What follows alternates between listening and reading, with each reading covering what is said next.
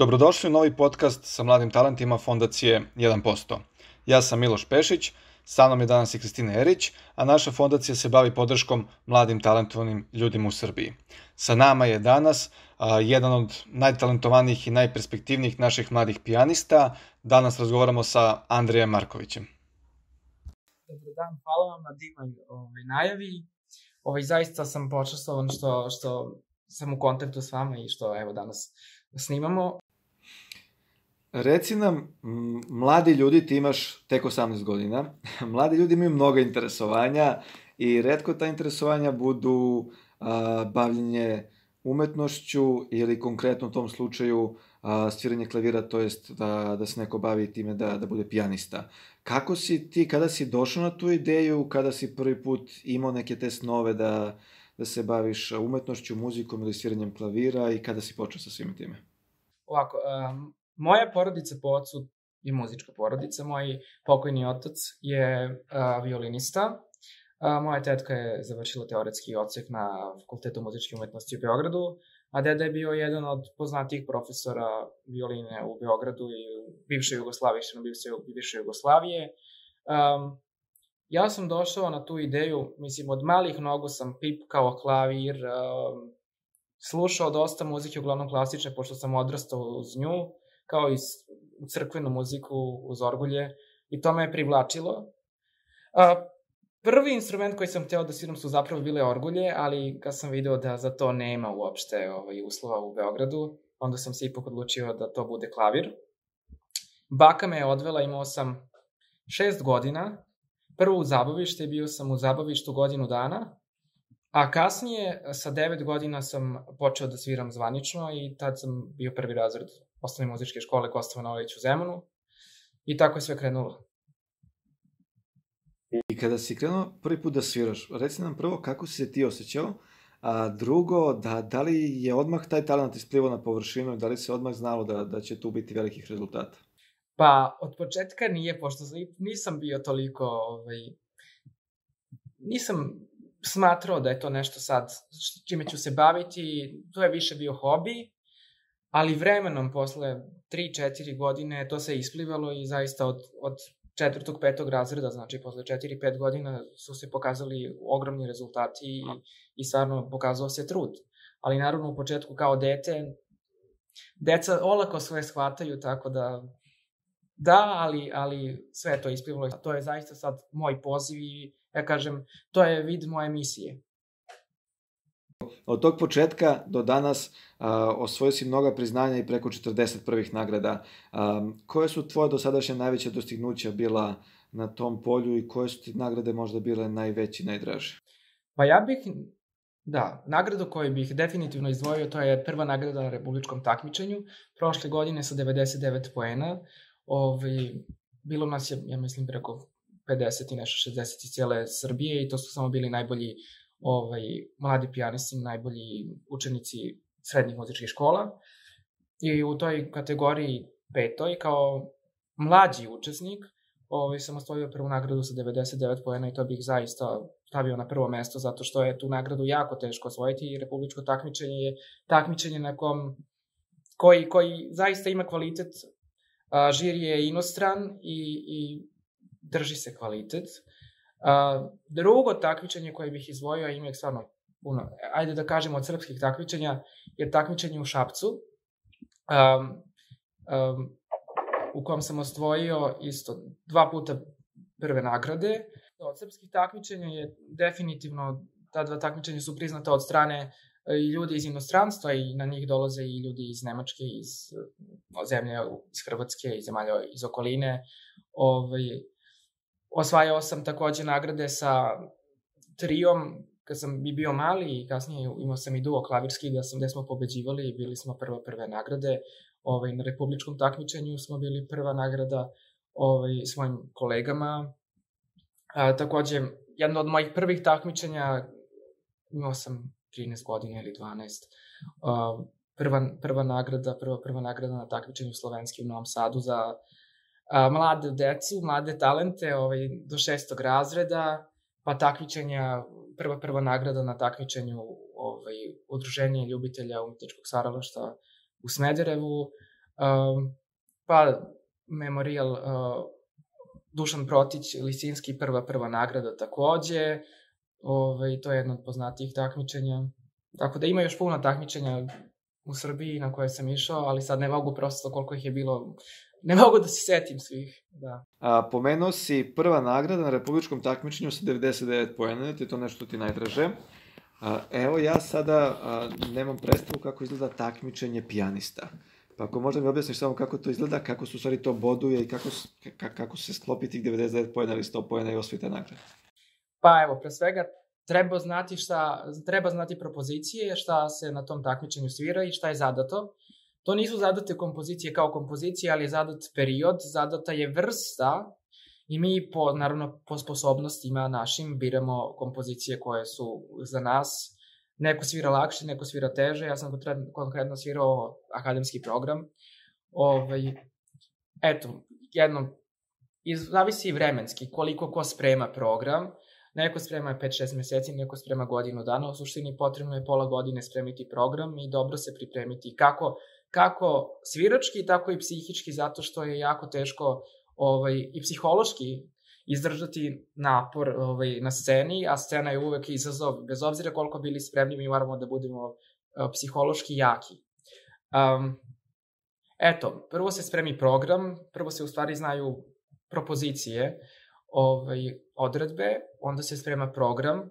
Imamo mnogo javnih preslušavanja i koncerata kao vrstu nekog ispita, treninga pred ta takmičenja. Onda izlazimo naravno na takmičenja. Žiri boduje na osnovu njihovog mišljenja, svako ima svoje mišljenje, svako ima svoj osjećaj i svako na osnovu sebe boduje kandidata. Ali uvek kad je neko dobar, zaista svi se slože i vrednuju dobre pijaniste i dobre muzičare. Andrej, slušajući te sad i videvši celu tvoju priču, bilo je očigledno da ćeš ti negde nastaviti, da ćeš biti veoma uspešan u tome što radiš, ali kako je došlo do toga da ti dobiješ stipendiju u San Francisku? Pa, to je bio naporan put. Pre svega, trebalo je da se zna dobro engleski jezik. Kao maternji, trebalo je imati 100 poena na TOEFL-u, što je zaista puno, to je nivo maternjeg engleskog. Velika je želja, mnogo sati rade, po 7-8 sati dnevno, jako težak program. Ja sam svirao program za 2,5 godine, do 3 godine srednje škole na tom prijemnom. Svirao sam ogroman program od sati i po. Mora biti čovek jako motivisan i puno raditi, naravno. I to ljudi cene i prepoznaju. Ja sam imao pripreme sa mojom profesorkom Tanjom Jablanović, koju jako cenim i koja me zaista izvela na pravi put. Ja sam joj strašno zahvalan. S njom sam radio na tom programu. Onda sam slao kao pre-screening video, koji su oni oslušali i doneli mišljenje da me pozovu na prijemni. Otišao sam na prijemni, naravno. Imali smo tačno određeno šta i kako sviramo.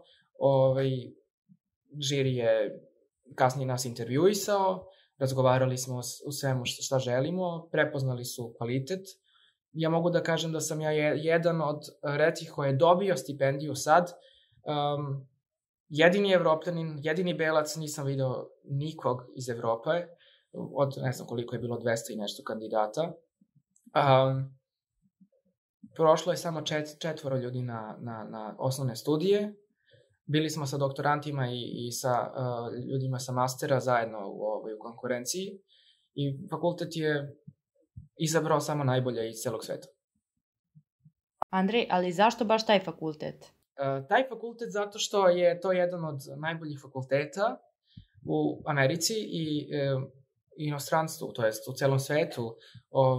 I sredina je prijatna, uslovi su fantastični, profesori su fantastični. Ja mogu da kažem da profesori koji rade na tom fakultetu su zaista najveći, najslavniji pijanisti na celoj ovoj planeti. Kad radite sa tako nekim i kad vas tako neko prepozna, onda nema boljeg.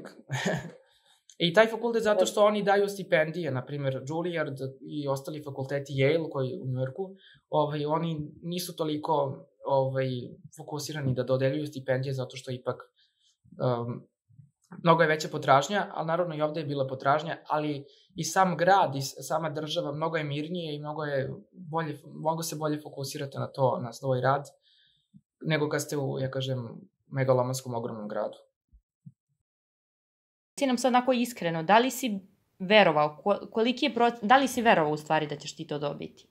Da li si negde u dubini duše znao? Ja sam znao. Ja sam išao sa tim, ja znam, ja uopšte ne sumnjam.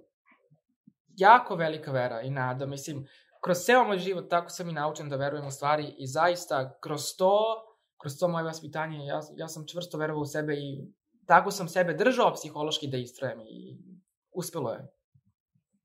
I samo još jedno pitanje, ti si napomenuo da je tvoj deda bio slavni pijanista i da su ti u porodici svi bili muzički nadareni. Koliko se često srećeš sa ljudima koji kažu, a tebi je lako, ti si to nasledio, to je talenat, to nije rad? To je apsurdna glupost. Zato što da bi neko bio stvarno kvalitetan, on to ne može da nasledi. Ja kažem 95% je rad, 5% je talenat. Ja, bez obzira što su moji muzičari, moj otac je preminuo u februaru mesecu, dok sam bio baš za vreme prijemnog tamo, ali moji roditelji su bili razvedeni i ja nisam uopšte imao dodirnih tačaka sa njim. Ja sam znao da sam ja nasledio, da sam ja povukao sa očeve strane talent, ali nikakvo sudjelovanje u tome. Sve sam sam izgradio što sam izgradio. Ali jako je bitno, ja kažem, imati dobrog profesora. Ako imate dobrog profesora, kao je dobar učenik i dobar profesor, to je dobitna kombinacija.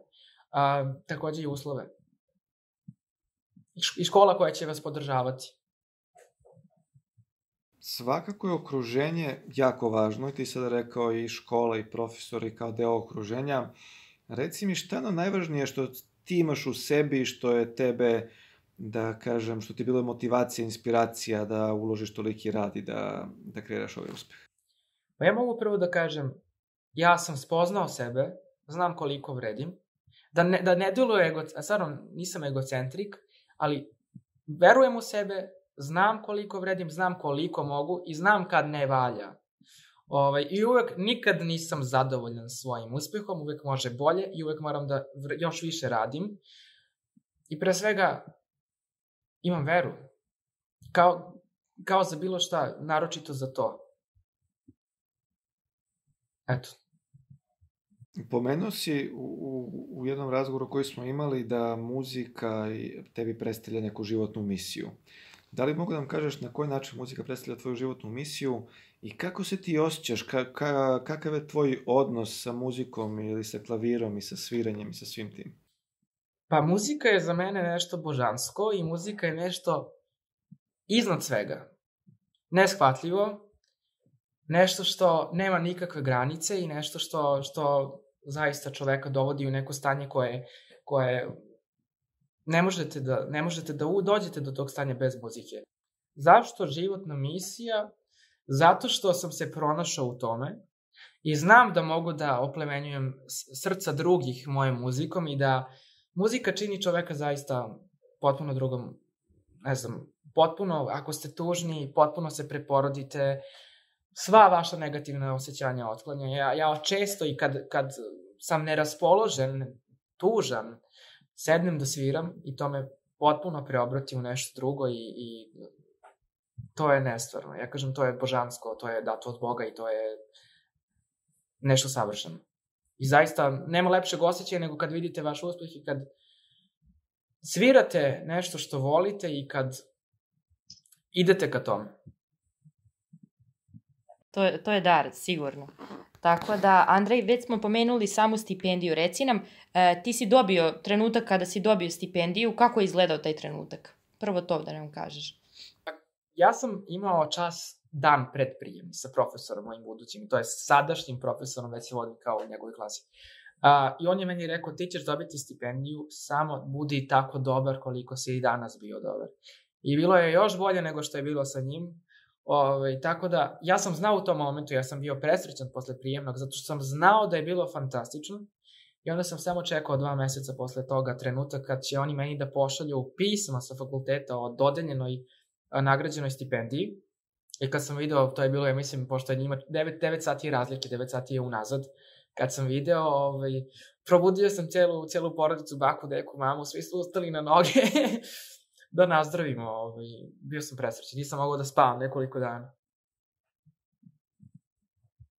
Videli smo, imaš talenat, imaš ogroman rad koji stoji iza toga, imaš ogromne rezultate, usudio si se da apliciraš u fakultetu na kojem želiš da studiraš, na jednom od najboljih na svetu, prepoznat si kao jedan od najboljih na svetu i primljen na taj fakultet, dobio si stipendiju za školovanje koje tamo nije nimalo jeftino, ali nakon svega toga ostao jedan izazov, a to je kako u stvari boraviti u Americi i ko je to još izazov finansijski koji ti imaš i kakva je tebi još podrška potrebna i koji bi bio neki tvoj apel svim ljudima kako bi uspeo da ostvariš te svoje snove i da nastaviš da razvijaš svoj talenat u muzici na fakultetu u San Francisco.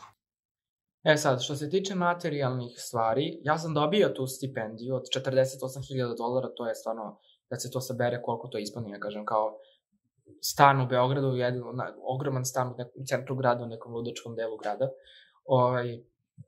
Dobio sam tu stipendiju, ali naravno ta stipendija nije dovoljna, zato što troškovi života tu postoje. Fakultet je propisao da ja moram da živim u njihovom kampusu i to je jako, takođe moram da plaćam i hranu njihovu, a uopšte nije jeftino, ja kažem, počevši od cene koja je mesečno $1,600 za tu sobu u domu, pa hrana koja je $5,000 i to su oni sve propisali do 3. godine osnovnih studija zato što jednostavno zbog naše sigurnosti da ne bi se nešto s nama desilo i sad to predstavlja jedan veliki izazov zato što treba doći do tog novca, a bez toga zaista, ja kažem, jako bi bio tužan da meni propadne ovo što sam sve do sad postigao zbog materijalne stvari, to jest plaćanje te rente i plaćanje te hrane, nažalost, tako su propisali da je drugačija situacija, bilo bi sigurno lakše, ali trenutno tako je kako je. Tako da, eto, to je jedini sad izazov koji me muči. Andrej, izvini sad što sam te prekinula, da li se neko javio za pomoć? Obratio si se fondaciji svakako, a da li imaš još neku pomoć, očekuješ od nekoga pomoć, sem od fondacije?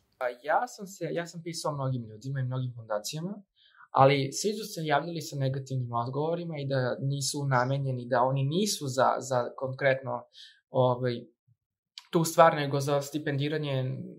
Evo, pisao sam fondaciji jednoj, oni su mi rekli da su oni samo za doktorantske studije na Filozofskom fakultetu i tako neke odseke, tako da nisam dobio ni jedan pozitivan odgovor. Ja iščekujem, pošto mnogi mi se još nisu javili, iščekujem to, ali opet postoji sumnja i opet postoji nešto što da. Rekao si jednu rečenicu da ti je vera bila ključ. U stvari da ti je vera davala tu neku nadu. Da li i dan danas imaš tu veru i veruješ da ćeš do septembra skupiti ove pare? Imam zato što, vera je sastavni deo čoveka. Ako nemate veru i nadu, nemate ništa. Izgubili ste sve. I to je nešto što me drži me na tom nivou i verujem da će biti sve u redu.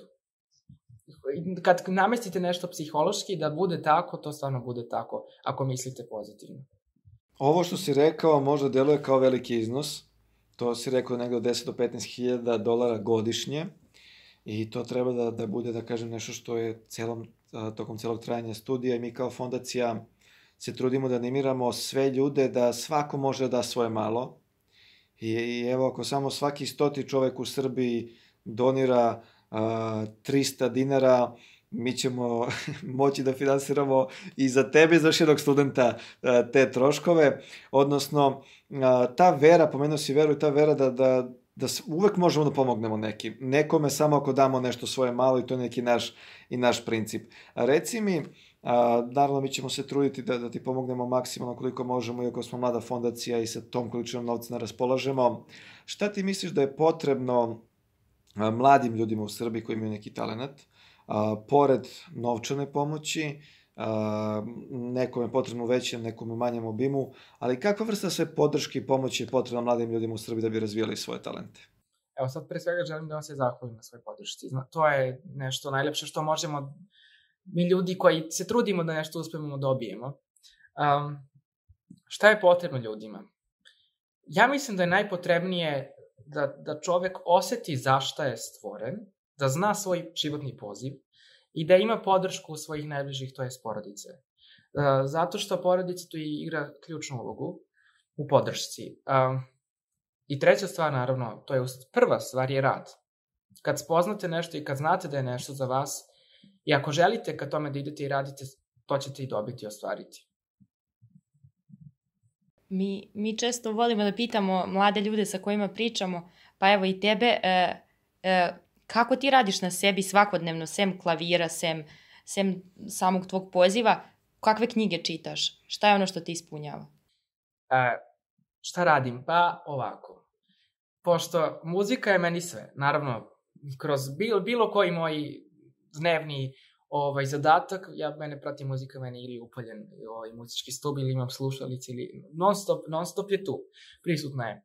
Naravno, jako volim da čitam, a pre svega moju omiljenu knjigu, to jest ja proučavam Bibliju, čitam Bibliju i to je nešto meni savršeno, najlepša i najbolja knjiga koja je napisana na svetu, biblijske naravno teme. Pored toga, pošto sam jako religiozan, sviram u crkvi kao orguljaš, to je sviram orgulje, sviram sa horom i naravno sviram slobodan program posle službe. Volim jako puno da šetam, volim da treniram. Trenirao sam 10 godina umetničko klizanje, nažalost, evo sad sam prestao zato što jednostavno nemam vremena. Trenirao sam tenis 8 godina i to su neke stvari. Uglavnom šetnje, knjige, druženje, naravno druženje, taj faktor društva, prijatelji su jako bitni zato što prijatelji mogu da budu i tekako konstruktivni i tekako od podrške. Ja kažem da nisam imao sve ove divne prijatelje koje sam stekao kroz život, to ne bi bilo kao što je sad. Jednostavno, hvala im na tome. Reci mi sigurno da bi postigao velike uspehe na jednom polju, ključna stvar je i ta životna misija, ta strast i ta emocija koju posjeduješ, ali da bi bio aktivan na svim ovim drugim poljima koje si pomenuo, jako važna stvar je organizacija. I često mladi ljudi nekako imaju problema da se organizuju i reci nam kako ti organizuješ svoj dan, kako ti uspeš da sve to postigneš i da na taj način vodiš ispunjen život. Pa sad, jako je bitna organizacija, pre svega što se tiče klavira i što se tiče moje profesije. Imam jedan notes i tu je napisano svaki dan šta se radi i kako se radi i napisana je satnica, nema tu da li se meni ne radi, da li se meni radi kako sam raspoložen, to mora da se radi da sam umoran, to mora za taj dan se obavi što je napisano. Ali, važno je imati plan šta tog dana, šta sledećeg dana, važno je kad ustajete, kad ležete, važno je, naravno, dogovor sa ljudima oko sebe, morate sve da uskladite. Jako je nekad teško, ja kažem, evo kad sam išao u školu redovno, jako mi je bilo teško, jako teško da uskladim sve, zato što je bilo puno takmičenja, puno koncerata, puno svih ostalih aktivnosti, ja nisam prosto stizao na nešto, tako da sam jedan deo škole, gimnazijski deo škole gde je opšta nastava morao da položim tromesečno. Zato što ako se bavite ovom profesijom, non stop imate negde nastupe i ne možete da budete toliko u školi i biti na predavanjima. Pa tako sam i osnovnu školu dao, jedan deo škole sam dao, polagao sam ispit i nisam stigao uopšte da idem u nju. Da, pre svega organizacija je najbitnija. I plan šta se radi tog dana. A reci nam, kako je okolina sama reagovala na tvoje uspehe? Da li si imao podršku uvek prijatelja? Pomenuo si da si imao da imaš jako dobre prijatelje. Kako je razred gledao na tebe i kako si se ti tu snalazio?